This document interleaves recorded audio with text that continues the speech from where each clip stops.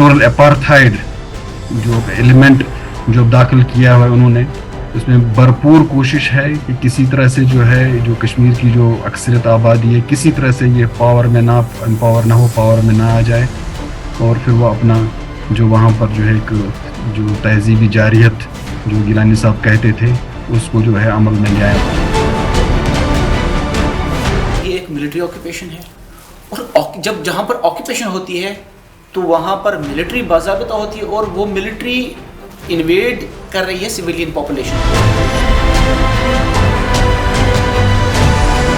Militarization in the Valley of Kashmir, and those of you who come from the Valley of Kashmir, is unbearable. ایسے وقت میں کشمیریوں کو حق ہے، اور وہ جو فائٹ بیک کرتے ہیں with the minimum ammunition that they have, it is their right. یہ تو ایک رائٹ آف سیلف ڈٹرمنیشن کا کیس ہے جو بہت obvious ہے، اور اگر کوئی بھی قوم یا کوئی بھی گروہ رائٹ آف سیلف ڈٹرمنیشن کے لیے ایفرٹس کر رہا ہے، تحریک چلا رہا ہے، تو آپ انہیں ٹیررسٹ سے ایکویٹ نہیں کر سکتے، دیر از نو وے۔ لیکن انفارچونیٹلی انڈیا مسلسل ایسا کر رہا ہے، اور بڑے عرصے سے کر رہا ہے۔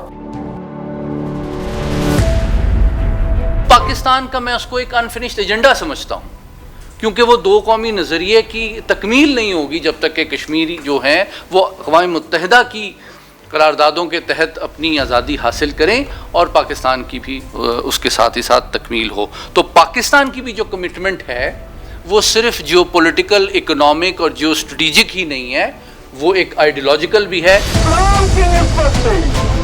اسلام کے تعلق سے ہی، اسلام کی محبت سے ہی ہم پاکستانی ہیں، پاکستان ہمارا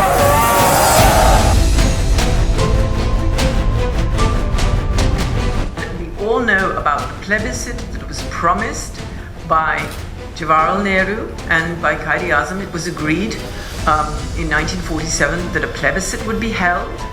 It was endorsed by the United Nations. The United Nations was meant to facilitate the holding of the plebiscite.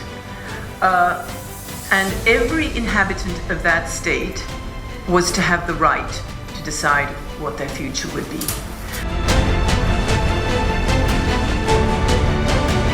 یہ جو دفعہ تھی آرٹیکل 370، یہ دراصل ایک ارینجمنٹ کی علامت تھی جو مقبوضہ کشمیر کی اس وقت کی قیادت اور ہندوستان کی قیادت نے مل کے کیا تھا، اور اس کے پیچھے بیک گراؤنڈ میں یونائٹڈ نیشنز کی ریزولوشن تھی۔ اب اس وقت کشمیر کی قیادت تو کوئی ہے نہیں، اور یونائٹڈ نیشنز کی ریزولوشنز اپنی جگہ موجود ہیں، تو انڈیا نے اپنے طور پہ اگر ایک اقدام کر لیا ہے تو اس سے مسئلہ کشمیر کی نوعیت پہ کوئی فرق نہیں پڑتا۔